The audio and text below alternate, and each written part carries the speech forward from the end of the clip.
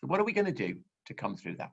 Well, of course, the hope comes from the vaccination. You all know that, but it will come to an end eventually, and we have to remember.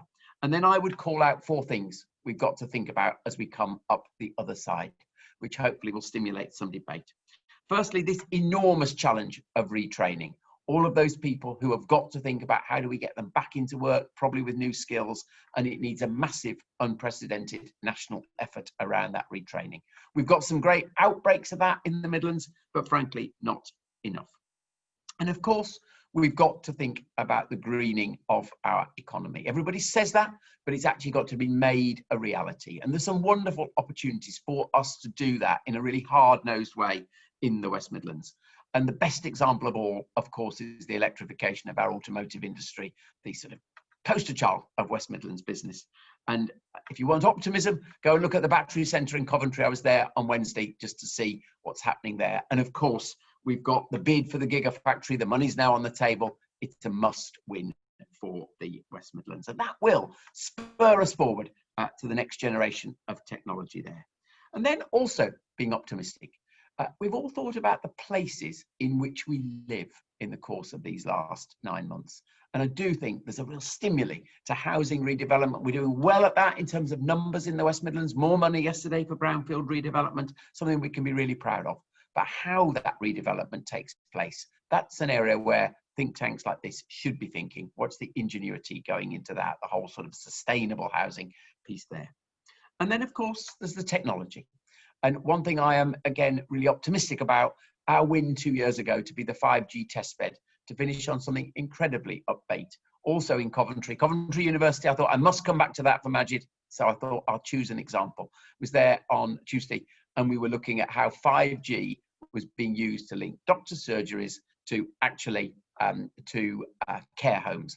And not just theory, a trial in Coventry and in Dudley of that actually happening. And I saw an examination of a resident of a care home over 5G technology, and the doctor had a perfect heartbeat image.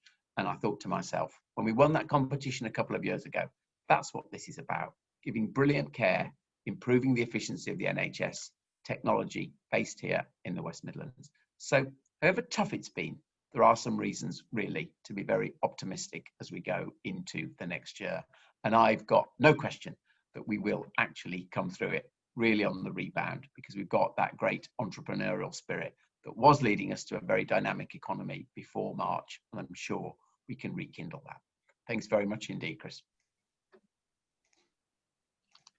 Fantastic. Thank you ever so much for your inspiring words, Andy. And again, on behalf of the Centre for the New Midlands, thank you for everything, all the work that you and your team have done.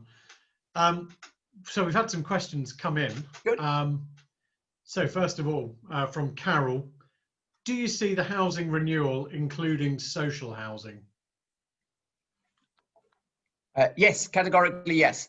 Let's just be clear though, the CA's role is not to build social housing. That remains an LA role or other organisations. We are not taking that on directly ourselves. What we are doing directly ourselves is ensuring that the wider definition of affordable housing is driven really hugely. So we've now got ourselves an absolute minimum of any, on any scheme the CA contributes to, of 20% must be affordable homes. I've got a number of examples where a local authority gave planning permission with less than 20%. And because they want our funding, they've had to increase the percentage to over 20. Last year we achieved 21, probably blindingly obvious that that would be the case, but it is actually being done. It's not just words. And we've also, and this is really important, we've also moved the definition of affordable housing uniquely in the West Midlands. The national definition relates to market prices. Actually, that's not what drives affordability. We are relating it to incomes. So if people's incomes are flat, affordability stays flat. So yeah, in that sense, we're absolutely engaging in those issues, but the delivery of social housing, we're not stepping into that ourselves, Carol. Another question this time. Thank you, Andy. This is from Catherine. What's your proudest moment this year? That's an impossible question. I suppose, I think some of you will think this is an unimaginative answer, but it was actually, I think, when the Prime Minister said, yeah, I am going to build HS2. because you will all know that that was absolutely in the balance. Some will probably say I did the wrong thing, but I think I genuinely played a role in persuading him and getting the government to commit a very large sum of money. It leads a number of people to say when they see me, oh, you're the person who cost the government X billion pounds. But, you know, this job is about championing the West Midlands. I believe that that was critical to our future. And I think there is clear evidence that my role led to that.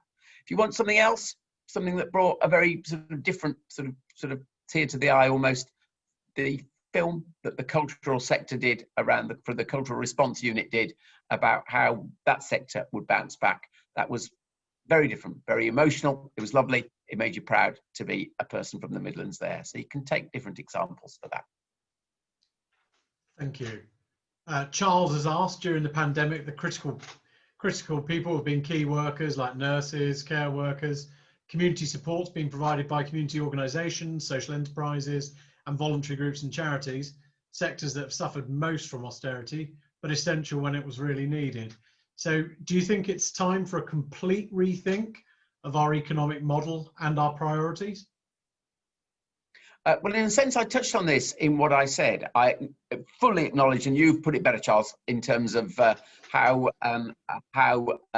different organisations all came together. So I acknowledge that entirely. And what I said, and I saw there was a question flash across the screen about social enterprises, we have got to find a way that those organisations that we called upon are valued going forward and are better funded than they have been.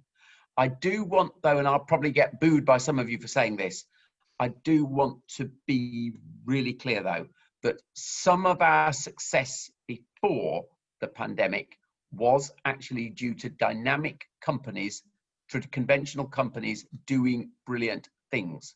And how we plot our way forward in the future must not, erase that importance. And just to give you a brilliant example of that at the moment, I think the investment that's come from Bruntwood SciTech, over 200 million for the health and life sciences sector in South Birmingham, that is another thing that happened this year that in 10 years' time we'll look back upon as a really outstanding moment.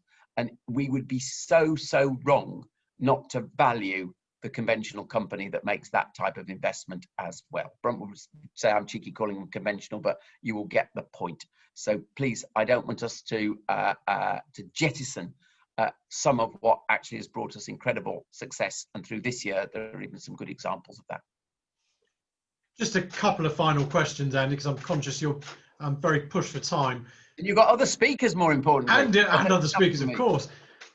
What's your role in? What are your thoughts around the Birmingham Commonwealth Games and its broader implications for the sort of regional development outside of Birmingham? Yeah. So whether it be Martin's City of Culture, which you're going to hear about in a minute, or Commonwealth Games, one of the reasons I'm always the optimist is that we've got these two fantastic, I call them regional events, but they're really national, if not international events. When we won them in 2017, we knew it was important, but this is even more important now on the rebound. The story of the Commonwealth Games is that we are on target. It will happen in July 2022, despite all the setbacks with COVID, with the construction works, but it will happen. And it will still be an opportunity to showcase brilliant sport, a fantastic sort of presentation of what the West Midlands is in terms of a place to host and welcome people, and a showcase for West Midlands businesses. We've won separate funding for that to do a sort of regional expo, taking that story all around the world. So, Chris, it couldn't be a better timed opportunity for us. Andy, thank you so much for joining us today. It really is, we're absolutely honoured to have you with us. So a huge thank you again on behalf of the Centre for the New Midlands. And may I wish you and your family a very happy Christmas and a slightly more predictable 2021. Let's hope so. And good luck for the rest of your event today. Thank you very much for including me. Bye-bye. Thank you ever so much. Thank you.